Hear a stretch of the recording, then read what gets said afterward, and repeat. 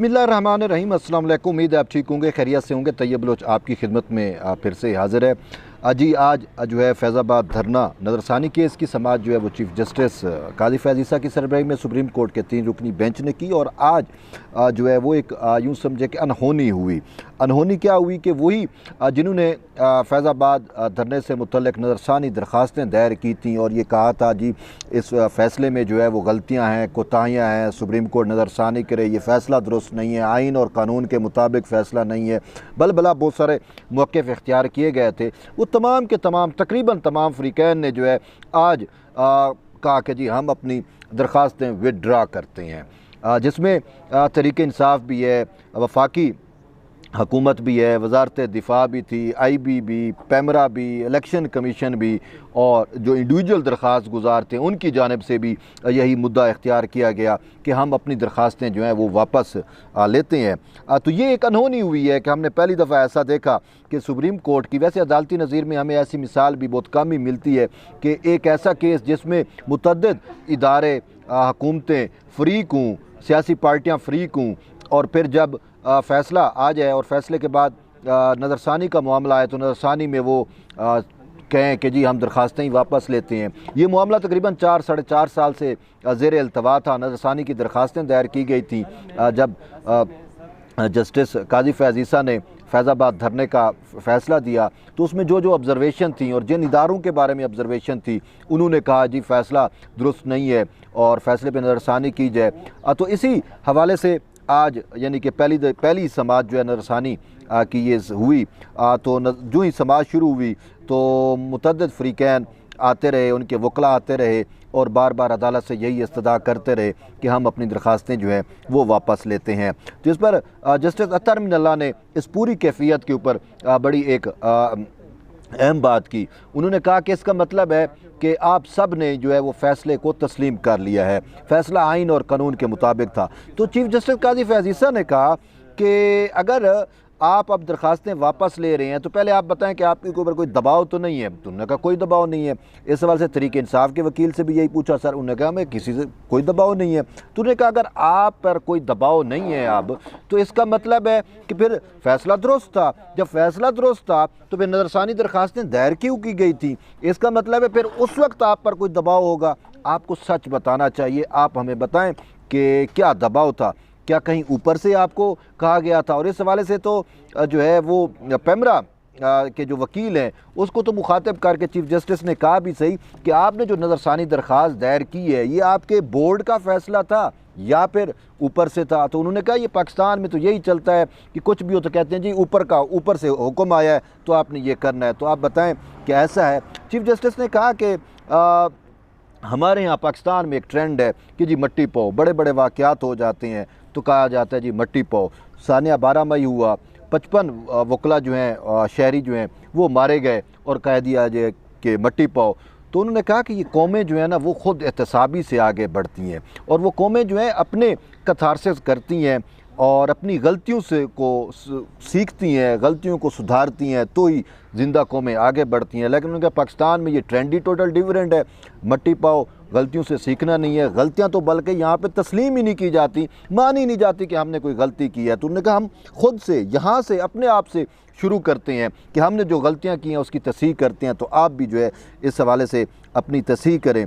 तो यूँ आज की समाअत जो है वो एक उसमें सबसे अहम चीज़ जो है वो ये रही कि फैज़ाबाद धरने से मुतल्लिक़ जो मुआहदा हुआ उस मुआहदे को जो है वो चीफ़ जस्टिस ने कहा कि उसको पब्लिक किया जाए।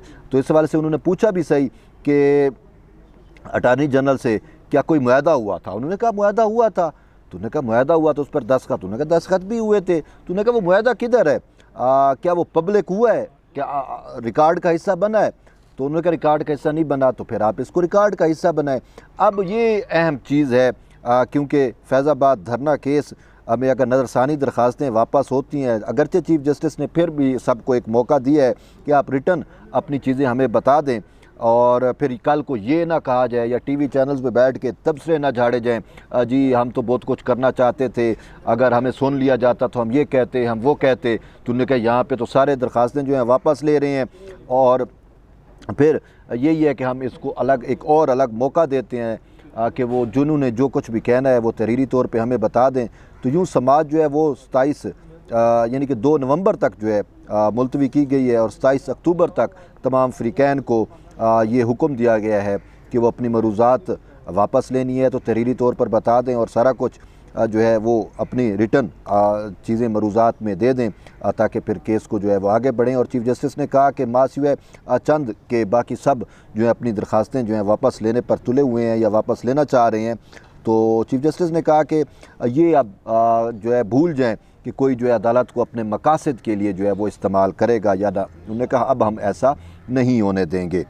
तो इस हवाले से अगर आप फैज़ाबाद धरने का थोड़ा पस मंज़र देखें तो याद होगा आपको कि जब ये फैज़ाबाद धरना आया था तो उसके बाद इस पर जो है बाकायदा एक एग्रीमेंट हुआ और फिर पैसे भी तकसीम किए गए थे। तो ये पब्लिक चीज़ें थी, उस टाइम पब्लिक भी हुई, लेकिन उसके में जो मेन किरदार आ रहा है तो वो मेन किरदार जो है उस वक्त के जो DGIS थे शायद जनरल फैज़, उनके बारे में चीज़ें आ रही हैं।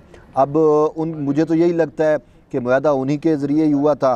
तो अब वो मुआहदा अगर पब्लिक होता है और फिर ये मामला अगर इम्प्लीमेंटेशन में जाता है, ये नज़रसानी दरख्वास्तें पर फ़ैसला जो है वो शायद नेक्स्ट समात या उससे अगली समात में 2-4 समातों में हो जाए तो फिर ये मामला जो है अमल दरामद की तरफ जाएगा। और वैसे भी आज चीफ़ जस्टिस ने जो है वो तलब किया है अटार्नी जनरल से कि आप हमें ये भी बता दें कि अभी तक इस मामले पर कितना अमल दरामद हो चुका है। तो उन्होंने कहा हमें कुछ वक्त चाहिए।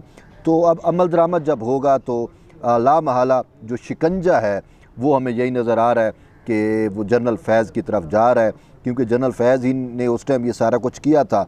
और फिर ये जो नज़रसानी दरख्वास्तें आई इसमें भी जो है उन्हीं का किरदार है। और फिर यही केस जो है फैज़ाबाद धरना केस, यही वजह बना, यही सबब बना जस्टिस काजी फैज़ ईसा के ख़िलाफ़ रेफरेंस का।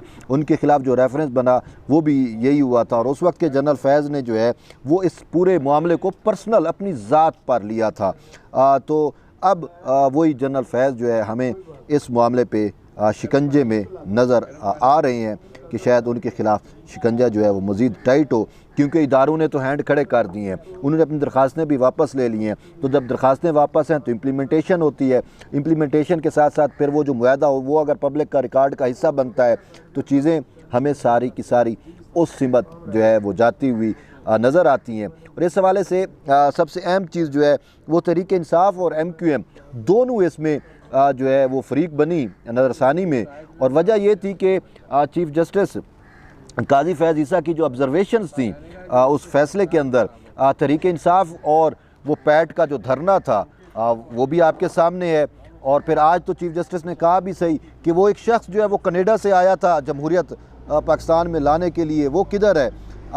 फिर इसके साथ MQM ने जो 12 मई को का सानिया हुआ था मुशर्रफ दौर के अंदर जिसमें 55 वकला मारे गए थे, तो इसकी ऑब्ज़रवेशन भी शामिल की थी।